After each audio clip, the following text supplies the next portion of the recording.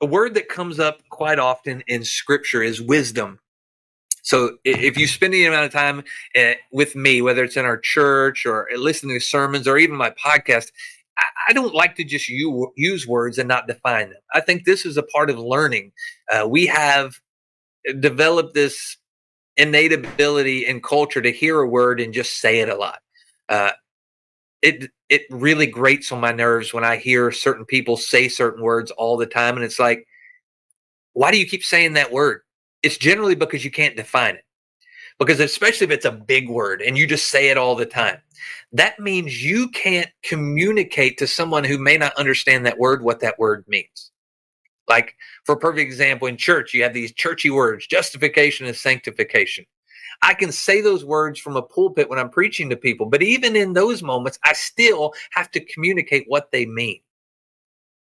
And if I'm talking to somebody who's not in church, I probably won't use that words, but I'm going to discuss what it means through a different means.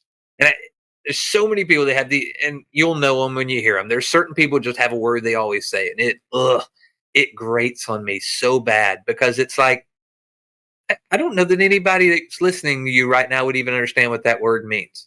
So it just becomes, if you say it all the time, it just becomes kind of, they said it again. But if you can communicate what it is, and you don't even have to say the word, I think this is why when you are a Christian, you don't have to call yourself a Christian. It should be illuminated by the life you live and how you do things. You shouldn't have to read off this statement of belief about your life. It should be exemplified in who you are. That's that wisdom. But wisdom is this: accumulated philosophical or scientific learning. Accumulated. So you have to have accumulated this in order for it to be valuable. So if it's accumulated learning, philosophical or scientific, because you have to understand there's two, not everything is scientifically proven. There is going to be something in your belief system and your wisdom that you've accumulated that is philosophical in nature, especially if it comes to what you believe when it comes to God and those things.